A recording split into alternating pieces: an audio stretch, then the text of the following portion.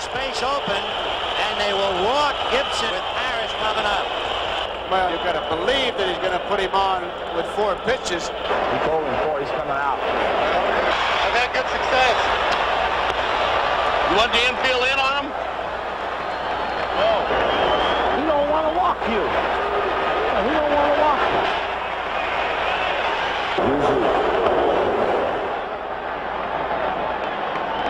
Well, they're making a decision here, and Williams is in charge. And Gossett is saying, I can get him. Well, we'll see. And there it goes.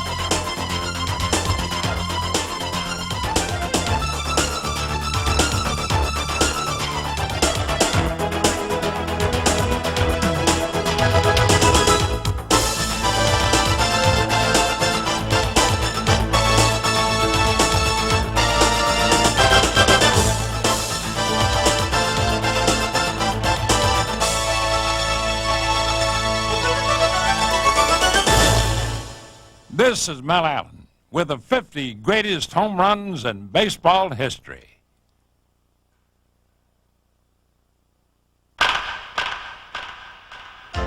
In baseball, there's nothing more majestic than the home run. Instantly, it renders everyone else on the field motionless, and yet simultaneously brings thousands of fans to their feet. The home run is why hope lives eternal in the heart of baseball fans. You never know when it will strike, and when it does, it can change the course of history. Home run hitters have made up baseball's greatest legends and most charismatic players, and none more so than the Babe.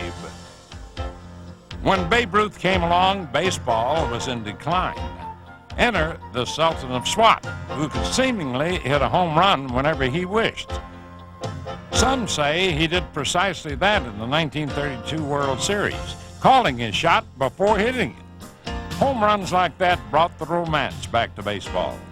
Unfortunately, many of these home runs were never preserved on film or tape, but from the thousands that were, we've selected 50 of the greatest and most entertaining. So folks, just sit back and enjoy a long ball bonanza with 50 of the greatest home runs in baseball history.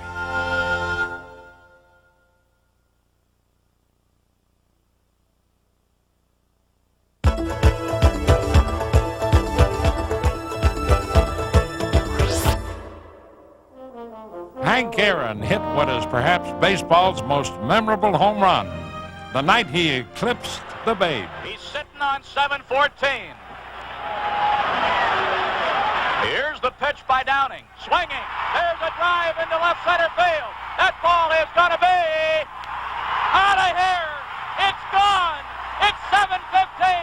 There's a new home run champion of all time, and it's Henry Aaron. The fireworks are going. Henry Aaron is coming around third. His teammates are at home plate. And listen to this crowd.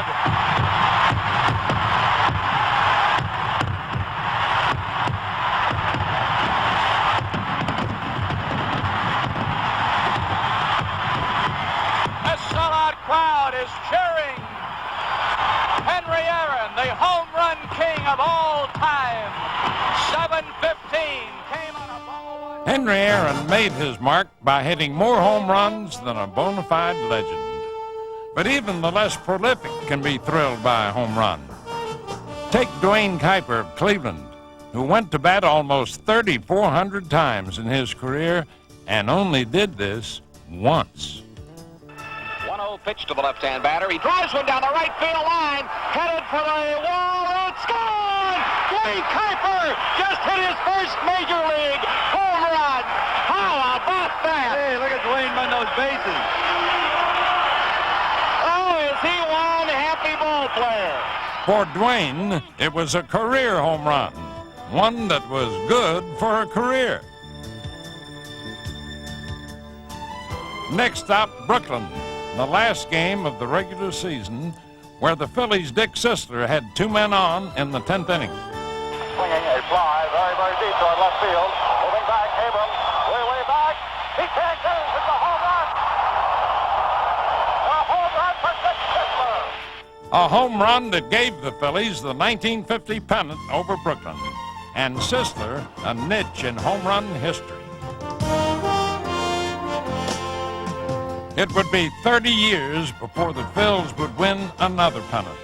But first, Mike Schmidt looked to clinch the division on the next to last day of the year. The pitch to Schmidt. Long drive to left field. He buried it. He buried it way back. Out of here. Home run. Mike Schmidt puts the Phillies up 6-4. Oh, what a drive by Schmidt. Unbelievable. He hit that thing deep to the seats in left field. And the Phillies greet Schmidt at the plate. Mike clasps his hands. He shakes hands with all of his teammates. What a wild scene in Montreal. The Phils went on to win both the pennant and their first World Series. In Cincinnati, the stage was set for Johnny Bench Night to honor perhaps the greatest catcher of all time. You have made this day complete. You have made it better than I could have ever written a script for. I thank you so much. My family thanks you. I appreciate you. And I'm going to try like hell to play good for you tonight. Thank you. Well, that script got just a little better when the game began, and Johnny kept his word. There it is. To left. Cruz going back. And it's gone. Oh, my. A home run for Bench on his night. Look at John. Number 389. And this crowd capacity is going crazy.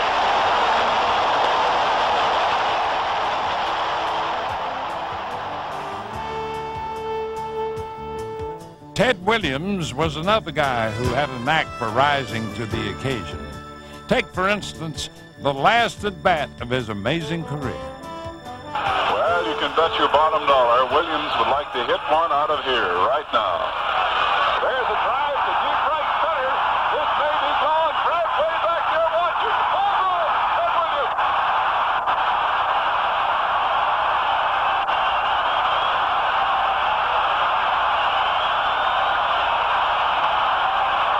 Well, if you had written it that way, nobody would believe it, so I even tried. Phillies pitcher Rick Wise is an unlikely inclusion in the 50 greatest home runs, but in fact he hit 6 in 1971, 2 in this game. There's a well-hit ball, deep left field. That might go. It is a home run for Rick Wise, his second of the game. And what a story this is. He is putting on quite a show here tonight. Can't pitch any better, and you can't hit any better. Well, actually, Wise did pitch better than he hit. And there's only one way a pitcher tops 2 home runs. Full count to Pete Rose. Well, it's gone down to the wire. Here's the 3-2 pitch. Swing a line drive, he did it! Vukovich made the grab, Wise has done it! A no-hit, no-run game. In Cleveland, it was a most historic day as the first black manager made his debut. But Frank Robinson was a manager and a player, and he made darn sure that nobody forgot. Pitch to Robinson. Line drive to left field. Well back. It is gone. Well, I'd have to say that is quite a way to break in as a manager. 2 of the 50 greatest home runs took place with Seattle, where the Mariners featured the first father and son ever to play together on the same team. And on this day, Ken Griffey Jr. and Sr. made home runs a family affair. one thing that I've always said about Ken Griffey is that he is the best fastball hitter I've ever seen in my 20-plus years in the major leagues. Ken Griffey Jr. is on deck. Well hit to center field. Devon White going back. Gone! A two-run home run. And he can still hit anybody's fastball. An instantaneous 2-0 Seattle lead. And 40-year-old Ken Griffey hits his third home run since coming to the Mariners. So here's Ken Jr. hitting .299, 19 homers and 67 RBIs. And he hits one well to left center field. Dante Bichette. Back-to-back home runs. What else can these guys do? Not to be outdone, says Junior.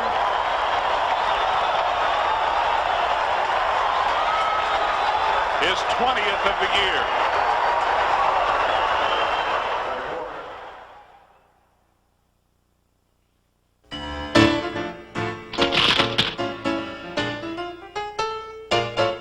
Now here's Jack Howell. Jack had a home run and a run-scoring double last night. Breaks his bat and hits a drive to right field. It's a broken bat home run. How do you like that? It? Check the bat, right? Check the bat is right. The broken part went beyond first base. And they want to check it, too. That's the first broken bat home run I've ever seen. Ever. Seats, I can't believe it. They want the bat. Pinella wants that bat. And everybody's hollering the bat, the bat. John Shulak says, oh, never mind. A broken bat home run hit about 350 feet. That ought to go in the trophy case, pal. Watch this bat disintegrate. He's going to wind up holding the handle. The meat part of the bat went down to first base, but where the ball wound up is shocking.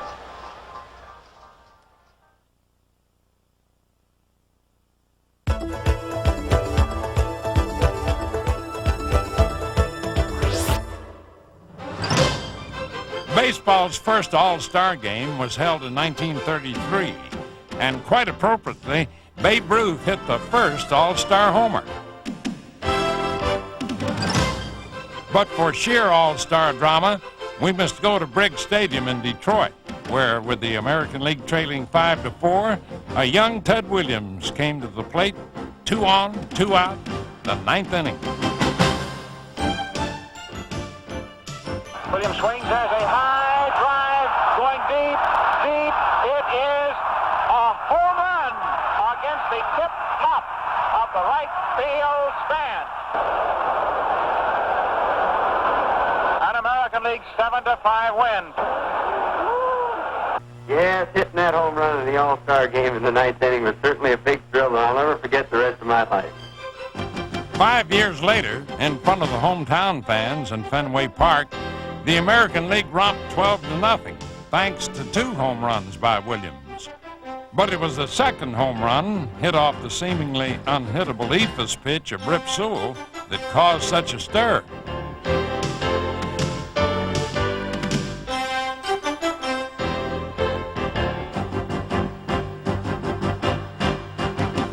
It might have been the first time the arc of a hit off the eephus pitch actually went higher than the pitch itself.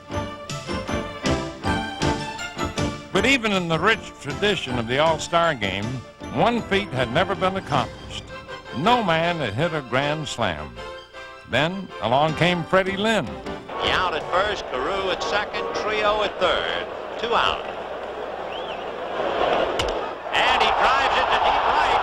Back goes Murphy, way back, and there it is, the first grand slam in All-Star history.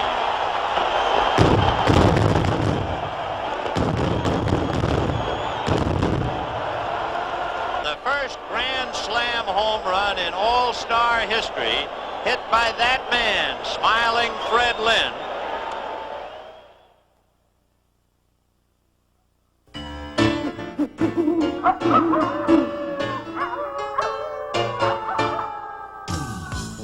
Atlanta was the site for one of baseball's least expected and least welcome home runs. The Braves and the Mets in the strangest of games. There were rain delays, guys getting thrown out, and a July 4th fireworks display for after the game. Long about the 13th inning and the next day, the Mets took a 2-run lead, but the Braves came back to tie it. Then in the 18th, the Mets regained the lead by 1, and Atlanta relief pitcher Rick Camp, who had never hit a big league home run, came to the plate. It'll be an 0-2 pitch. And he is at the deep left. Heat goes back. It is gone. Holy cow. Oh, my goodness. I don't believe it. I don't believe it. Rick Camp. Rick Camp. I don't believe it. That certifies this game as the wackiest, wildest, most improbable game in history. Well, Camp's moment of glory didn't last very long, as the Mets scored 5 in the 19th inning and won 16-13, with the last out made by Camp himself. The game ended at 3:55 a.m., and the Braves rewarded their faithful and woke up Atlanta with some fireworks.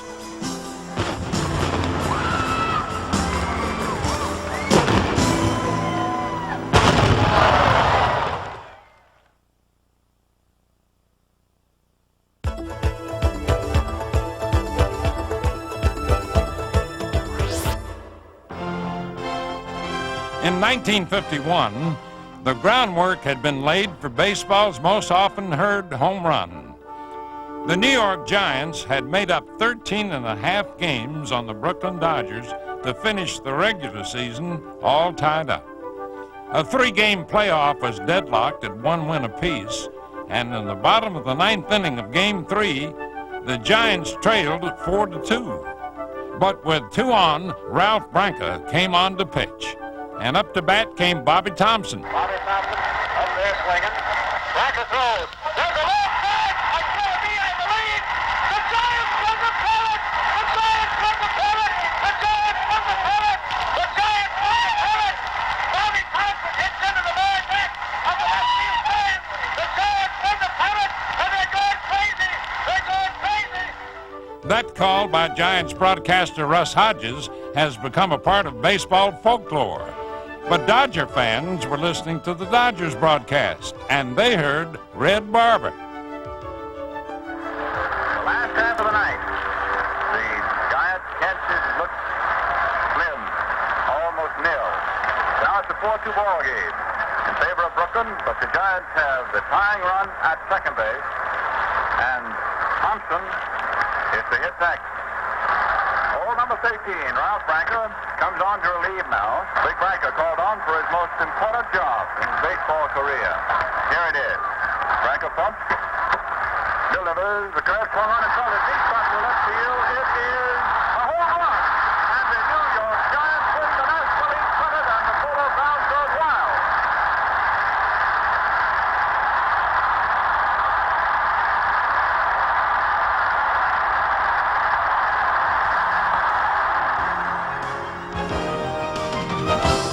This was a playoff game in its purest form.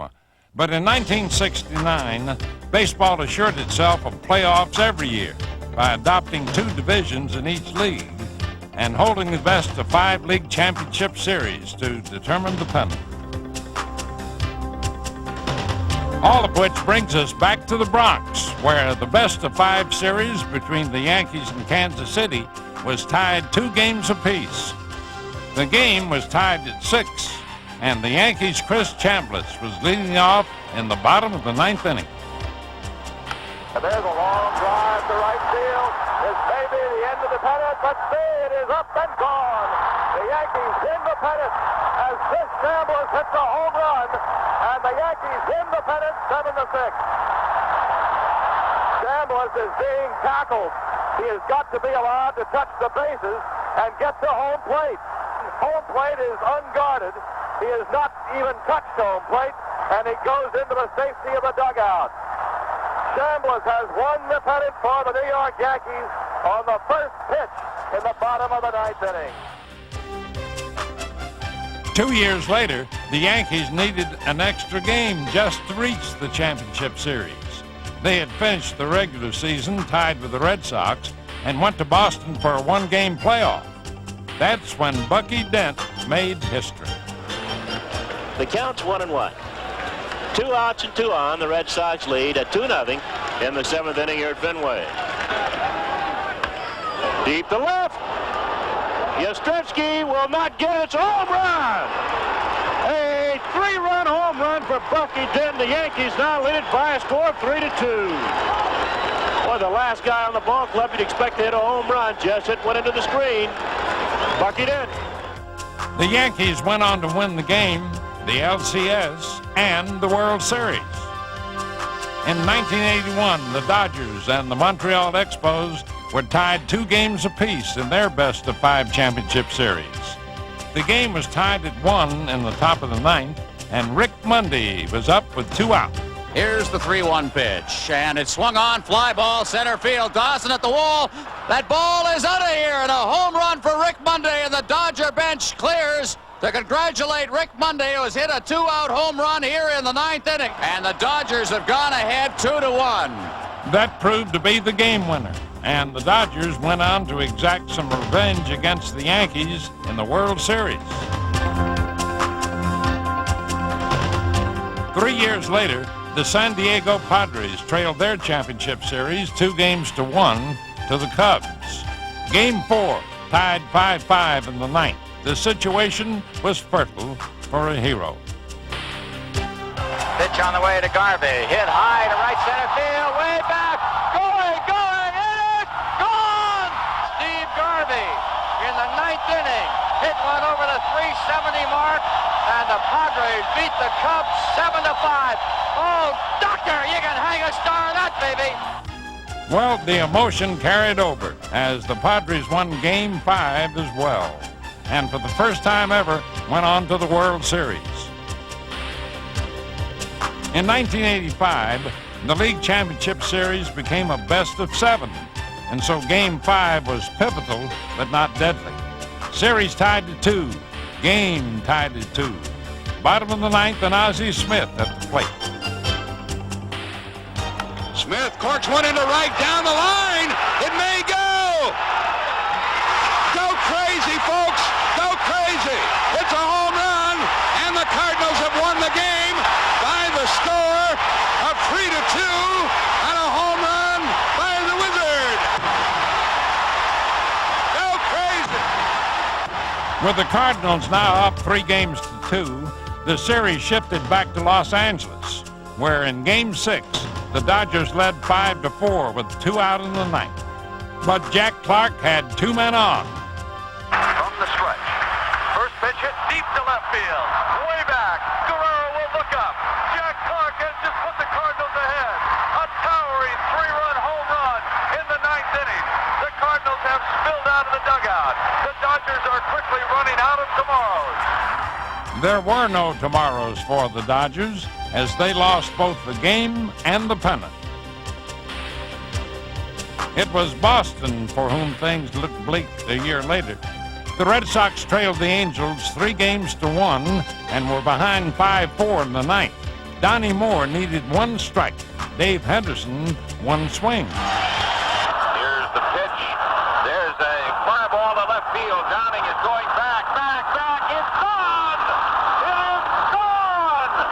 Dave Henderson has homered, and the Boston Red Sox have taken the lead. The crowd is stunned. The Red Sox players are coming out of the dugout to greet Henderson, who has hit a home run. And Boston has come up with 4 runs and have taken a 6-5 lead in the 9th. Well, the Red Sox won that game in the 11th, then won the next 2 to miraculously win the pennant and meet the Mets in the World Series. And speaking of the Mets, they had some playoff excitement in '86 as well. Game 3 against Houston. Down 5-4 in the 9th, 1 on, 1 out. Lenny Dykstra, the man they call Neil from the Mets ball club, is waiting. Now the pitch. And a high fly ball hit to right field. It is fairly deep. It's way back by the wall. He did it! It's a home run! A home run! The Mets win the ball game. Dykstra hits a home run. Then Dykstra hit a home run. This ball game is over. The Mets, of course, went on to win the pennant and then tear the heart from Boston in the World Series.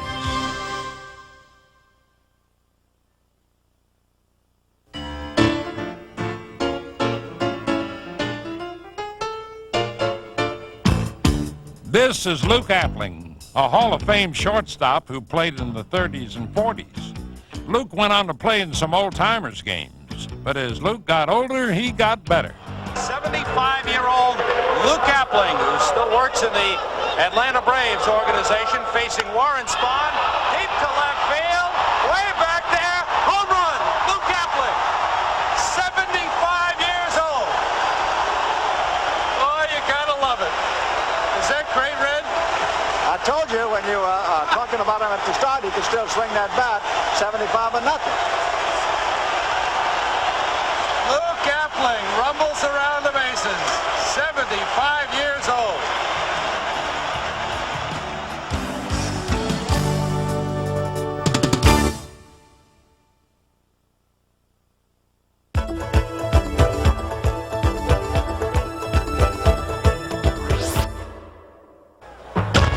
This one hit deep to left field, way back, and an upper decker. My goodness, this one is headed for the roof. I mean, if they pulled up a battleship out here and shelled this ballpark, they couldn't have put it up there any better than that. Goodbye, baseball! Way out of here to left center field, way beyond the bullpen. Holy smoke! You talk about a cannon shot. Wow!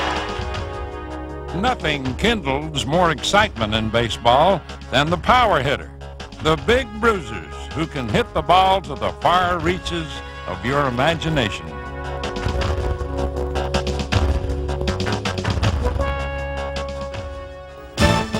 One of the strongest men ever to play the game was Mickey Mantle. He tested the limits of a ballpark, and some were simply unable to contain him.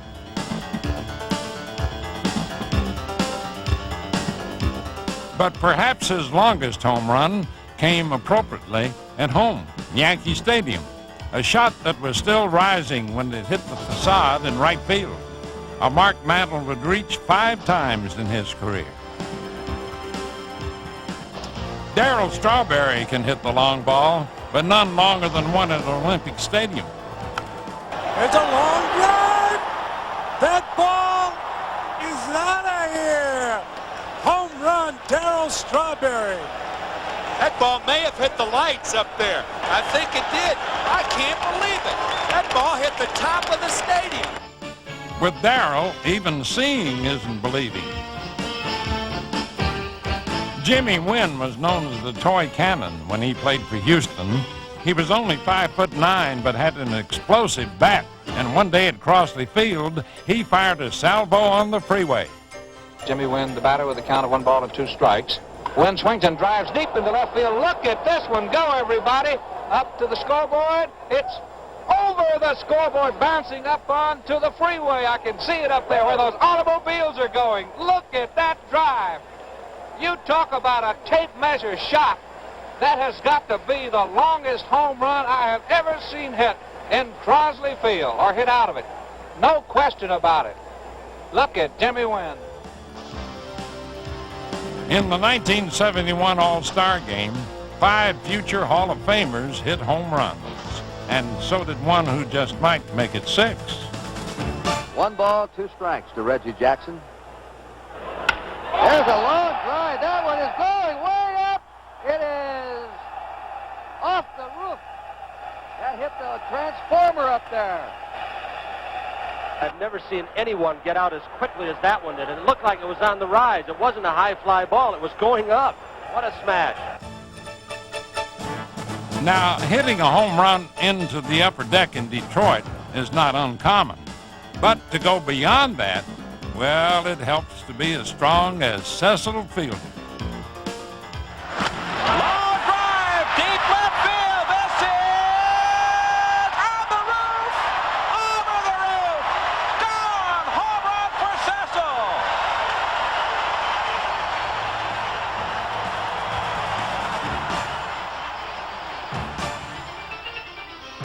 Cecil also took on Milwaukee's County Stadium and won. Oh, look at this. Forget it. That might be out of the whole stadium. It may be.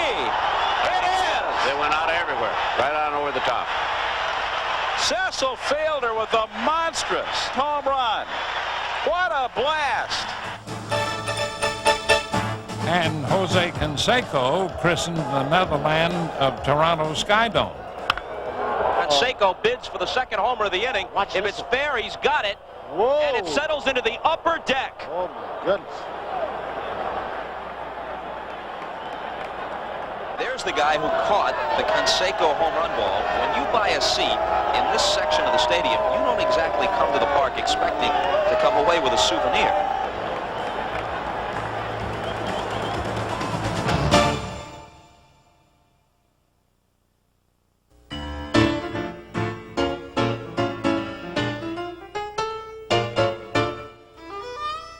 This is the story of a man named George Brett, who put some pine tar on his bat to get a better grip, then sought to cancel a 4-3 Yankees lead in the ninth. The best fastball pitcher in baseball and just about the best fastball hitter in baseball, George Brett. What a confrontation.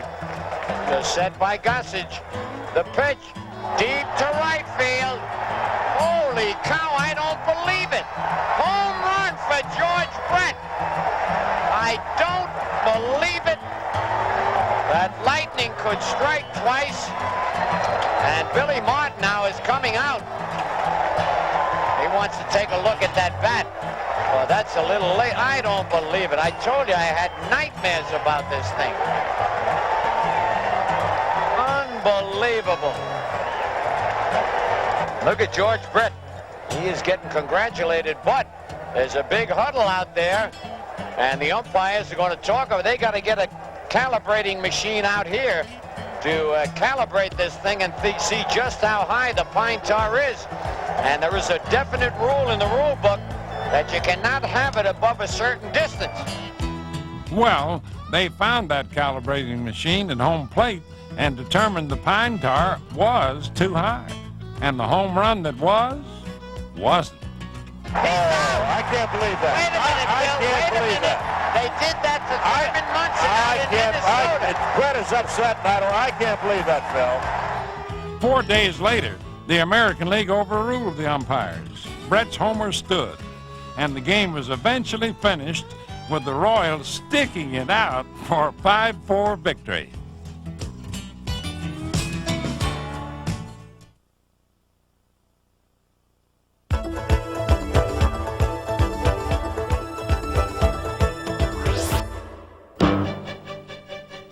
The magic number for a home run hitter starts at 500. Now, after that, everything is gravy. If you hit more than 500 home runs, there's a pretty good chance you're going into the Hall of Fame.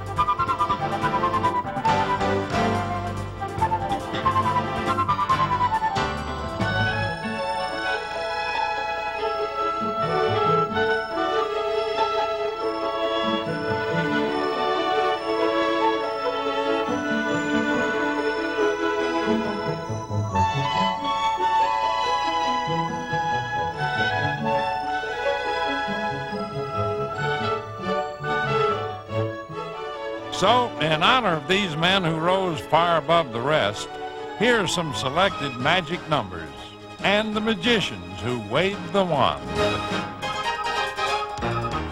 Here's the pitch to Willie. Swung on, hit deep to left. That one is way back, way back, way back. Well, it's goodbye, number 600 for Willie Mays, and the bye-bye Betty Bonanza. And the Giants come to home plate to greet him. Number 600 for Mays. He hit it over the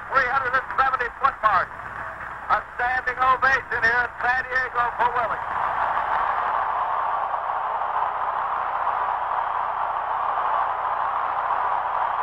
Here's the payoff pitch. This is it. There it goes. It's out of here.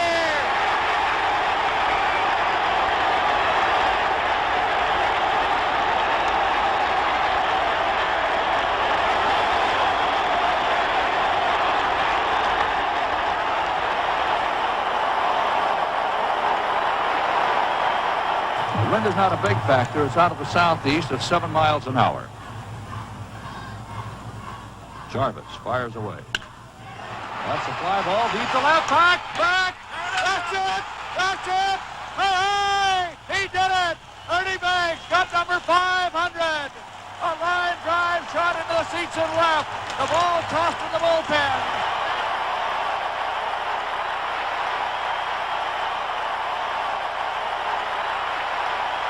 The 3-0 pitch. Swing and long drive. There it is. Number 500. The career 500th home run for Michael Jack Smith. And the Phillies have regained the lead in Pittsburgh. 8-6. And the Phillies dugout comes swarming out to home plate.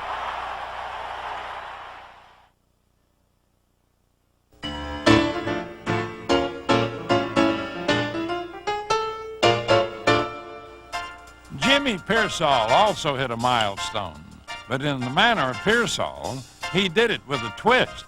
Duke Snyder pinch hit off a Koufax and hit his 400. And the next day I opened the paper and there was just a little bit of a box in there about his 400 home. I said, Duke, you're a big man in Brooklyn, New York. You're going to be in the Hall of Fame and a great center fielder, but you hit your 400 home run and nobody knows about it. I said, I got 99, and when I hit my 100, I'm going coast to coast. And he said, hit the road. We're playing the Phillies on a Sunday afternoon. And I said to the photographers, keep an eye on me. I don't say anything to the sports writers. I said, watch me today, and I'm going to hit a home run today. And I haven't hit a home run in 2 years, but I'm going to hit one today. Well, Pearsall kept his word all right, but after hitting his 100th, he ran the bases backwards. Jimmy won his bet, but lost his job. Well, the next morning I buy papers, and I knew I was going to get some ink, but how much I didn't know. Now, on the front pages of each paper had a sequence of me running around the bases backwards. So I got him a triplicate, and I went to the ballpark. I said, see, Duke, I told you I was going coast to coast. Now, to make a long story short, I got released 2 days later. Casey didn't like my act.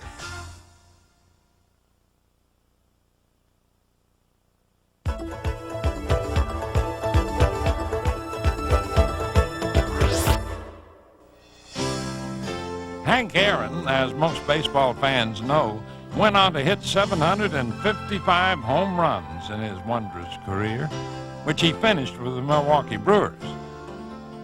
And although that's the Major League record, it's not the all-timer.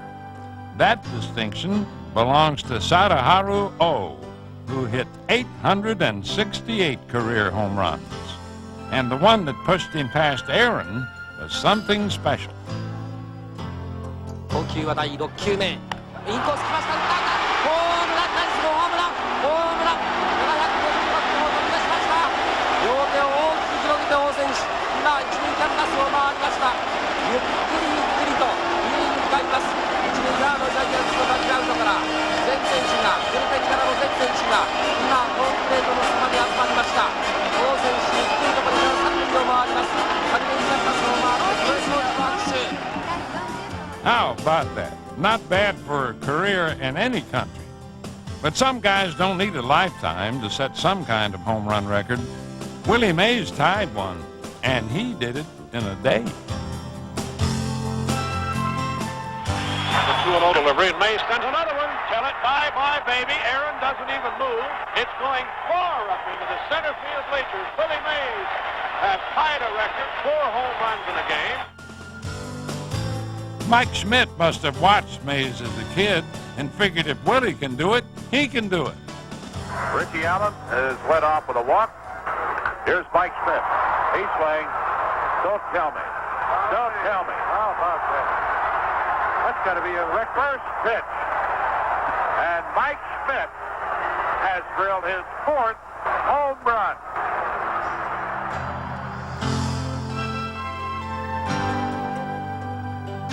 And remember Bob Horner of Atlanta?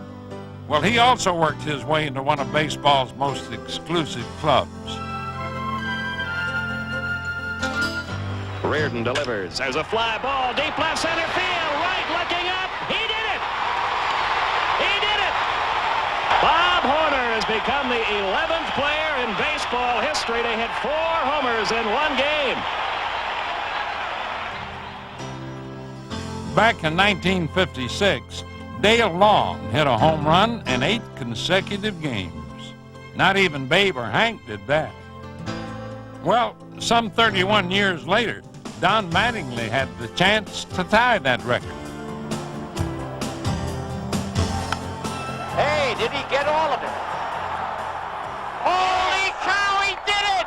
Holy cow, Mattingly is unbelievable.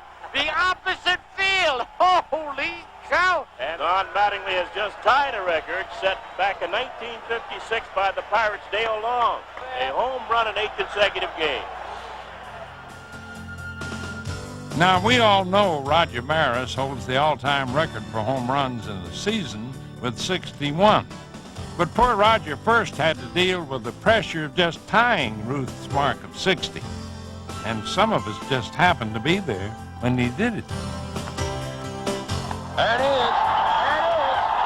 If it stays fair, there it is, number 60.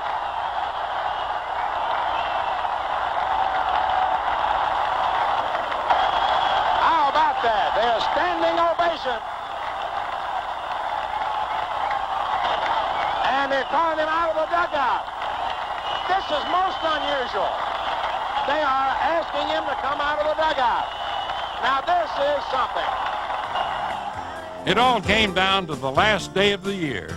If Roger was going to pass the Babe, he'd have to do it in one of these at-bats, down to the wire with one of the greatest home runs ever.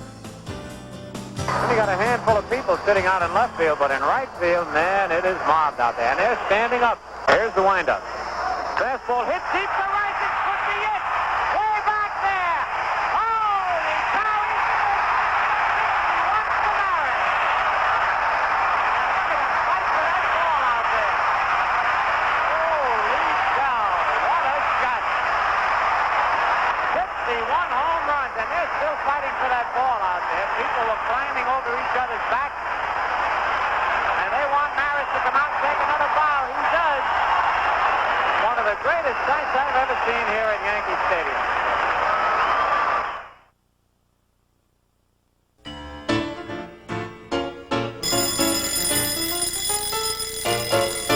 Runners at first and second. Bo Jackson is up. Bo Jackson last year as a rookie set a Royals rookie mark with 22 home runs.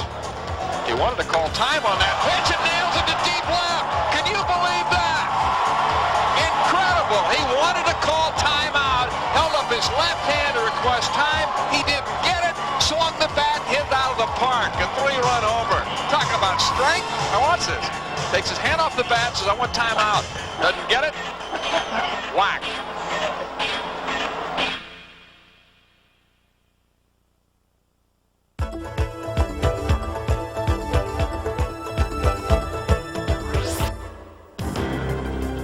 In the World Series, everything is magnified, and nothing more so than a home run. Folks always remember a good World Series blast. Of course, one they might have forgotten came in the 1942 Classic between the Yankees and the Cardinals. Whitey Kurowski hit it off Red Ruffing in the ninth to break a 2-2 tie and give the Cards the series in just 5 games. More recently, you've got Minnesota's Kirby Puckett in the 11th inning of Game 6 against Atlanta. Puckett swings and hits a blast. Deep left center, way back, way back. The Twins go to the 7th game. Touch 'em all, Kirby Puckett. Touch 'em all, Kirby Puckett. And the Twins have won this game 4-3. The Twins also won Game 7 in one of baseball's greatest World Series. And if just one World Series home run can be so memorable, what about 3 in one game? Once again, here's Reggie. Jackson with 4 runs batted in. Sends a fly ball to center field and deep. That's going to be way back, and that's going to be gone.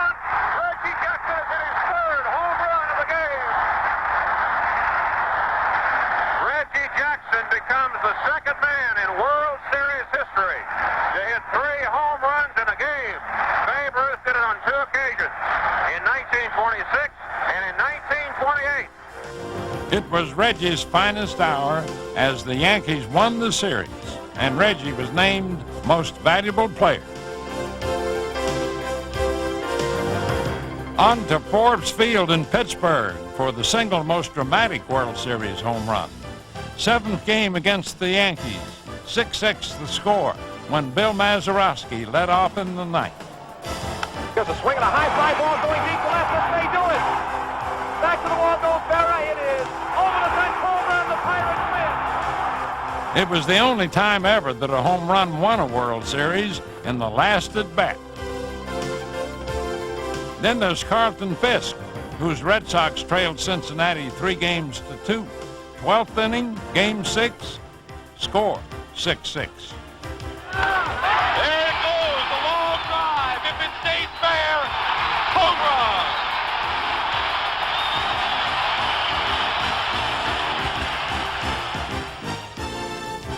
run. Even though Boston lost Game 7, they can always lay claim to winning what may have been baseball's greatest World Series game. Finally, Kirk Gibson, barely able to walk, called on to pinch hit with 1 on, 2 out, and the Dodgers trailing Oakland by 1 run in the 9th inning. All year long, they looked to him to light the fire, and all year long, he answered the demands until he was physically unable to start tonight with 2 bad legs. And with 2 out, you talk about a roll of the dice. This is it. 4-3 A's, 2 out, 9th inning. Not a bad opening act. High fly ball into right field. She is gone.